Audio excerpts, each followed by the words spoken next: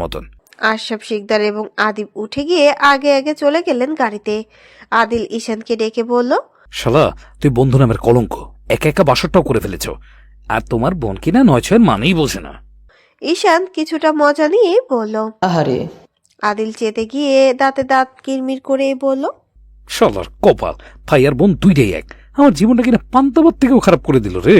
রাতের অতিরিক্ত ঠান্ডা আবহাওয়ায় ক্ষোভ করে জানান দিচ্ছে শীত অতি নিকটে। তবে দুপুরের এই কাঠফাটা রোদ যেন বলছে সামনেই চৈত্র মাস। দীর্ঘ সময় নির্বাচনের ভাষণ দেওয়ার ফলে অতিরিক্ত গরমে ক্লান্ত হয়ে গিয়েছে আদিল। আদিল ওয়াশরুমে গিয়ে হালকা ফ্রেশ হয়ে নিল। পাশের রুমে নির্বাচনের কাজের জন্য অনেক লোক এসেছে। আশরাফ শিকদার তাদেরকে সময় দিচ্ছেন, কথা বলছেন। সেই ফাঁকে আদিল কল করলো কলির নাম্বারে। কলির এক্সাম শেষ করে নিশ্চয়ই এই সময় বাড়িতে ফিরেছে। আদিল সেই দিন তো অতিরিক্ত রাগে ইরার ফোনটা ভেঙে গুড়িয়ে দিয়েছিল। নতুন ফোন কিনে দেবে ঠিক আছে, কিন্তু পুরাতন ফোন সেই সিমটা আর দেবে না ইরাকে। কলি কল রিসিভ করতেই আদিল বলল, কলি, ফোনটা তোর ভাবির কাছে দে তো। কলি ফোনটা রিসিভ করেই বলল, আচ্ছা ভাইয়া, আমি ভাবির কাছে ফোনটা নিয়ে যাচ্ছি, তুমি একটু অপেক্ষা করো। কলি ফোনটা রিসিভ করে অতি দ্রুত ফোনটা নিয়ে গেল ইরার কাছে। রুমের দরজা খোলাই থাকায় কলি রুমে ঢুকে পড়ল। ইরা কেবল শাওয়ার শেষ করে ওয়াশরুম থেকে বের হয়েছে। তখনই কলি ফোনটা ইরাকে দিয়ে জানায় ভাইয়া কল করতে বলেছে, কথা বলতে চাই। বলেই কলি রুম থেকে বেরিয়ে গেল। ইরা বেশ কিছুটা সংকোচ নিয়ে ফোনটা রিসিভ করে হাতে নিয়ে কানে ধরতেই আদিল বলে উঠল, কি করছো বউ? কিছু না। আপনি? তোমাকে মিস করছিলাম। এ অসময়ে মিস কেন করছেন? মিস করার জন্য কি সময়ের প্রয়োজন হয়? জানি না। ইরাকে লজ্জা পেতে দেখে আদিল অল্প হেসে এক বুক ভালোবাসা নিয়ে বলল, আই লাভ ইউ বউ। ইরা লাজুক হেসেই বলল, চুপ করুন বেহায়ালো, কেউ শুনলে কি মনে করবে? আমার বউকে আমি 100 বার লাভ ইউ বলবো, 150 বার মিস ইউ বলবো, তাতে কে কি মনে করলো আমার দেখার বিষয় না। আই লাভ ইউ বউ। হুম।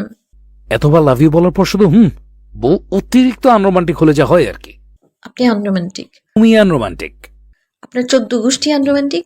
ওকে, কি ওকে? রাতে বাসায় আসি, তারপর না হয় দেখাবো কে বেশি আনরোমান্টিক। না, একদম না। বাসায় আসবো না? একটু আসবেন? বাড়িতে কি আর একটু আসা যায় বউ? আসলে তো পুরোটাই আসতে হবে। এখন রাখি। এই পেতনি বউ, কল কাটবা না। আপনি প্রত্নী? ছেলেরা পেতনি হয় না বউ। প্রত্নী আবার কি? ছি, আপনি কি বাজে মহিলাদের মতো ঝগড়া করেন? তার মানে তুমি কি বলতে চাইছো, ঝগড়া শুধু মেরেই করে? হ্যাঁ, আপনি এটাও জানেন না? কি? ইরা যেন কথাটা মুখ ফসকেই বলে দিল। কি বলল মনে পড়তেই ইরা ধপাস করে ফোনটা কেটে দিল। আদিল মনের অজান্তেই একরাশ প্রাণ উজ্জ্বল হাসি হেসে নিল। হাতে ফোনে টাইপিং করে লিখল, তুমি আছো বলেই জীবনটা এত রঙিনময়। তোমাকে ছোঁয়ার প্রতিটা মুহূর্তই হোক আনন্দময়। ইকবাল খান সহ রোশান বড় এক গাড়ি করে চলে আসে সমাবেশে। আশেপাশে বডিগার্ডরা থাকায় শিকদার বাড়ির লোকেদের নিরাপত্তার কথা চিন্তা করে বডিগার্ডরা কাউকে ভেতরে ঢুকতে অ্যালাউ করে না, যে পর্যন্ত ভেতর থেকে কোনো রকম পারমিশন না আসে। রোশান গাড়ি থেকে বের হয়ে আসলো। সামনে বড় রকমের রুমের দিকে যাবে বলে সামনে থাকা বডিগার্ডরা রোশানকে আটকাতে চাইলে রোশান এক ধাক্কা মেরে মাটিতে ফেলে দিয়ে বলে, হাতটা নোংরা করতে চাইছি না বলে ছেড়ে দিলাম। বলেই রোশান ভেতরের দিকে এগিয়ে যেতে চাইলে আশেপাশের সমস্ত বডিগার্ডরা এগিয়ে আসে রোশানকে আটকাতে। রোশানের শান্ত মস্তিষ্কটা নিমেষেই রক্তিম বর্ণের অগ্নিমূর্তি ধারণ করে পকেটে গুজে রাখা রিভলভারটা বের করবে। তার আগে ইকবাল খান বলে উঠলেন, বেটা রিল্যাক্স হও, আমরা এখন হাজার হাজার জনগণের সম্মুখে দাঁড়িয়ে আছি।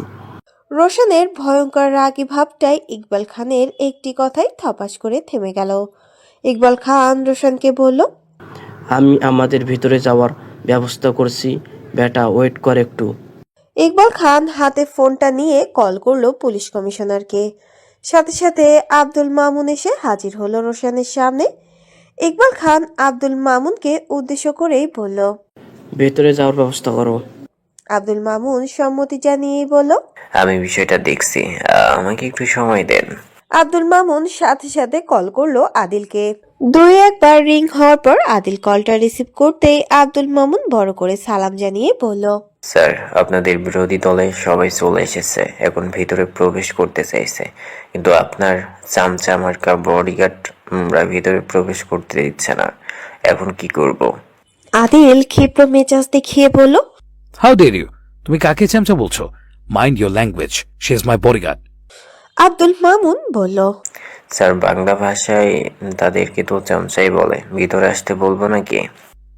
আসতে বলো। নেক্সট টাইম তুমি যদি আমাকে আরেকবার কল করো তাহলে তোমার চাকরি আমি নট করে দেবো, ফাজিল।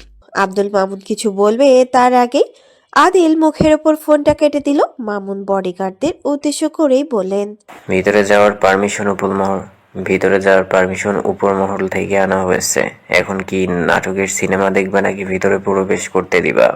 আব্দুল মামুনের বলা প্রতিটা কথা গায়ে লাগার মতন ছিল। পরে সব বডিগার্ডরা মিলে সরে গিয়ে রাস্তা করে দিল ইকবাল খান এবং তার ছেলে রোশনকে। ইকবাল খান রুমের ভেতরে প্রবেশ করতে দেখতে পেল ঈশানকে। তিনি কোনো রকম ঈশানকে ইগনোর করে গিয়ে বসলেন চেয়ারে। রোশন বিষয়টা ইগনোর করতে পারল না, বরং হাত মেলালো ঈশানের সাথে। রোশন অল্প হেসেই বলল, দিস ইজ নট ফেয়ার বয়। তুমি কি করে খান বাড়িতে ছক্কা মারলে? পুরাই এক ডিলে 3 পাখি মেরে দিলে। উপস, পুরাই জোস। ঈশান বেশ কিছুটা অবাক হয়ে বলল, বোনের সৎ ভাই হয়েও এত সুন্দর করে ক্রেডিট দেওয়ার জন্য ধন্যবাদ বড় ভাই। অবশ্যই ক্রেডিট তো দেওয়াই লাগতো, আরও আগে দেখা হলে তখনই দিয়ে দিতাম। বাই দ্য ওয়ে, আমার নামটা তোমাকে মনে করিয়ে দিতে আসলাম, মাফিয়া কিং ইয়ান। রোশান নামটা আন্ডারলাইন করে রাখো, কাজে লাগবে। অবশ্যই, কেন নয়, বড় ভাই বলে কথা, নামটা তো মনে রাখতেই হবে। যাই হোক, পরিচিত হয়ে ভালো লাগলো। আপনিও আপনার ছোট বোন জামাইয়ের নামটা ভালো করে মনে রাখবেন বড় ভাই। আমার নাম ঈশান শেখ, শেখ পরিবারের একমাত্র ছেলে, শেখ ইন্ডাস্ট্রিজ একমাত্র মালিক। ছক্কা মনে হয় আমি না ভাইজান, আপনার বোন মেরেছে। রোশান অল্প হেসে গিয়ে বসলো চেয়ারে, পায়ের ওপর পা তুলে। ইকবাল খান এবং আশরাফ শিকদার বেশ অনেক আগে থেকেই পূর্ব পরিচিত। ইকবাল খান এবং আশরাফ শিকদার নিজেদের মাঝে কথা বলতে পেয়েছি তখন। রোশান অল্প হেসে আদিলকে বলল, আজ বাদে কাল, কাল বাদে পরশু নির্বাচন, তাই শুভেচ্ছা জানাতে সোজা চলে আসলাম। আদিল কিঞ্চিত হেসে বলল, শত্রু যখন বন্ধুত্ব করতে আসে তখন বিষয়টা খুবই ইন্টারেস্টিং লাগে। আমি বন্ধুত্ব করতে নয়, বরং শুভেচ্ছা জানাতে এসেছি। ইয়ান রোশান এর এতটাও বাজে দিন আসেনি যে শত্রুর সাথে বন্ধুত্ব করতে হবে। বাজে দিনের থেকেও বেশি বাজে দিন সামনে অপেক্ষা করছে আপনার জন্য Roshan Khan. Just wait and watch. Roshan অল্প হেসে ভয়ঙ্কর আওয়াজ তুলে বলল, আমার বাজে দিন দেখতে হলে তো তোমাকেই নিজের আসল রূপে ফিরতে হবে, king of mafia Adil Sikdar. আস্তে কথা বলুন রোশন খান, দেওয়ালেরও কান আছে, নয়তো আপনিও ভেসে যেতে পারেন। আর কতদিন এইভাবে সবার চোখে ধুলো দিয়ে পালাবেন? দেয়ালে পিঠ ঠেকে গেলে কিন্তু পেছন ফিরে তাকানোর সুযোগটাও আপনি পাবেন না। আদিল শিকদার অত কাছে কাজ করে না রোশন খান। এমপি হওয়ার খুশিতে দয়া করে স্ট্রং করবেন না, তাহলে এক বুক হতাশা নিয়ে মরে যেতে চাইবেন। আমি আবার এত আগে আপনার জানাজা পড়তে পারবো না। চিন্তা করবেন না, একসাথে বাঁচতে পারলে মরতেও পারবো। আমাদের বন্ধুত্ব হোক কি শত্রু হোক, অন্তত দেখার মতন হোক। অবশ্যই, কেন নয়? আদিল শিকদার আবার কাউকে খালি হাতে ফিরিয়ে দেয় না। রোশান হাত বাড়িয়ে হাত মিলিয়ে বলল, এমপি আদিল সিকদার হওয়ার অপেক্ষায় রইলাম। শুভকামনা। কথা শেষ করে ইকবাল খান এবং রোশান বেরিয়ে গেল রুম থেকে। বাইরে বেরিয়ে দেখলো আব্দুল মামুন নিজেদের কাজ করছে। জনসমাবেশের চারপাশে পুলিশ প্রশাসন প্রখরতার সাথে নিজেদের কাজ করছে। ইকবাল খান আব্দুল মামুনকে ডেকেই বললেন, ধন্যবাদ তোমাকে বাবা, আমাদেরকে সাহায্য করার জন্য। আব্দুল মামুন অল্প হেসে প্রত্যুত্তর করে বলল, আপনাদেরকে সাহায্য করা তো আমাদের দায়িত্ব। আপনাদের মতো প্রভাবশালী লোক যেখানে 1 সেকেন্ড টাইম নিবে না অন্যর গায়ে হাত তুলতে, সেখানে তো অন্যদেরকে বাঁচাতে, ঝামেলা মুক্ত রাখতে আপনাদেরই সাহায্য করতেই হতো। নতুন কমিশনার হয়েও তোমার চিন্তা ভাবনা সুন্দর। ধন্যবাদ। রাত 8টা। ইরার পড়া টেবিলে পড়তে বসেছে। পড়তে পড়তে বইয়ের পাতা উল্টে গিয়ে দেখলো সাজিদ জুথি এবং ইরার নাম। একটা সময় সব থেকে ভালো বন্ধুত্ব ছিল তাদের, কিন্তু হালকা সময়ের ব্যবধানে বন্ধুত্বের খুঁটিটা নড়বড়ে হয়ে গেছে। জুথির সাথে মাঝে মাঝে দেখা হলেও সাজিদের সাথে দেখা হয় না বেশ অনেকদিন ধরে। ইরা স্কুল কলেজের প্রতিটি মুহূর্তকে বেশ মিস করে। এখন তো তার মনে হয় বিয়ে মানেই বন্দি জীবন। নিজের না আছে কোনো স্বাধীনতা আর না আছে কোনো ভালোবাসা। ইরার নিজের ভাবনার মাঝেই সবাইকে বড্ড মিস করে ঝরঝর করে কেঁদে ওঠে। হয়তো সামনে ইন্টার ফাইনাল এক্সাম, সবার সাথে দেখা হবে। তখনই দরজায় কড়া পড়তেই ইরা বাইরের দিকে তাকায়। তাকাতেই দেখে কলি এবং অহনা শিকদার তার রুমে প্রবেশ করছে। ইরা তাদেরকে থেকে বইটা বন্ধ করে টেবিল ছেড়ে উঠে গেল। অহনা শিকদার ইরাকে নিয়ে বিছানায় বসলো। অহনা শিকদার এর হাতে বেশ কয়েকটা প্যাকেট। অহনা শিকদার প্যাকেট খুলে বের করলো স্বর্ণের চুড়ি আর পায়েল। তিনি বেশ কয়েকবার লক্ষ্য করে দেখেছেন ইরার হাত পা খালি। তাই অহনা শিকদার কলিকে সাথে নিয়ে শপিং মলে গিয়েছিলেন। অহনা শিকদার ইরার হাতে চুড়ি দুটো পরিয়ে দিয়ে বললেন, বিয়ের পর হাত ফাঁকা করে রাখতে নেই। মেয়েদের সৌন্দর্য প্রকাশ পায় হাতের চুড়িতে আর গলার শ্রেণী। ইরার কপালে আলতো করে একটা চুমু খেয়ে অহনা শিকদার বললেন, আমার কোনো মেয়ে নেই, তুমি আমার ছেলের বউ মানে আমার মেয়ে। যদি কখনো কোনো সমস্যা হয় তাহলে তুমি সবার প্রথমে আমাকে জানানোর চেষ্টা করবা। আচ্ছা আম্মু। অহনা শিকদার দীর্ঘশ্বাস টেনে বললেন, আমি অনেক চেয়েও আদিলকে রাজনীতি থেকে এক বিন্দু পরিমাণও সরাতে পারিনি, হয়তো আর কোনোদিন পারবও না। আমি একজন রাজনীতিবিদ, এর সাথে সংসারও করছি, তাই আমি জানি জীবন ঠিক কতটা কঠিন। সামনে অনেক কিছু পরিষ্কার ধোঁয়াশা হয়ে যাবে, তখন তুমি চাইলেও কোনো দিক বেদিক খুঁজে পাবে না। ইরা এক দৃষ্টিতে তাকিয়ে আছে অহনা শিকদারের দিকে। ইরা তো জানতো অহনা শিকদার খুবই কঠোর মনের মানুষ, কিন্তু আজ একদম তাকে কঠিন মনে হচ্ছে না। তার মাঝেও একটা নরম মন আছে। হয়তো তিনি প্রকাশে অনেক কঠিন, কিন্তু তার ভেতরটা বেশ নরম। অহনা শিকদারের গম্ভীরতায় হয়তো কোনো কারণ আছে। এই বাড়ির প্রতিটি মানুষের মাঝেই কোনো না কোনো রহস্য। ইরা শ্বাস টেনেই বলল, চিন্তা করবেন না আম্মু, আমি ঠিক শিখে যাব, সময়ের সাথে সাথে যাব সবটা। আপনার মতো হয়তো অনেকটাই স্ট্রং হয়ে যাবে, তখন কেউ চাইলেও আমায় ভাঙতে পারবে না। অহনা শিকদার অল্প হেসে ইরার গালে আলতো ছুঁয়ে বলল, শিকদার মহলের প্রতিটি মানুষ স্ট্রং। এদের দেখা ধোঁয়াশার রূপ যখন তুমি দেখবে শুধুই অবাক হয়ে যাবে। প্রতিটি মানুষই এক এক একটা অভিনেতা অভিনেত্রী। ইরা অহনা শিকদারের শেষের কথাটা কোনোভাবেই বুঝতে পারল না। হয়তো কোনো কিছুর ইঙ্গিত করে বোঝালো অহনা শিকদার ইরাকে।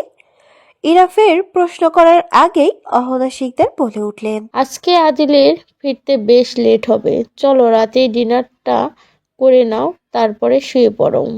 অহনা শিকদার আর কলি বেরিয়ে গেল ইরার রুম থেকে। ইরা পায়েলটা পরে তারপর নিচে চলে গেল খাবার টেবিলে। প্রিয়াসের দেখাশোনা করার জন্য ভালো ডক্টর সাজেস্ট করা হয়েছে। ডক্টর দিনে একবার এসে শুধু প্রিয়াসের শরীরের কন্ডিশন চেক করে চলে যান। তবে দিনরাত নার্সরা ডিউটিতে থাকেন, একজন না একজন থাকলে তো আর একজন থাকে। প্রিয়াসের মাথায় অতিরিক্ত আঘাত পাওয়ার কারণে সে কাউকে ঠিক মতন চিনতে পর্যন্ত পারছে না। শুধু চোখ মেলে তাকিয়ে দেখে এদিক সেদিক। মাইমুনা শিকদার এখন দিনের অধিকাংশ সময় বসে থাকেন ছেলের কাছে আর অঝরে কান্না করেন।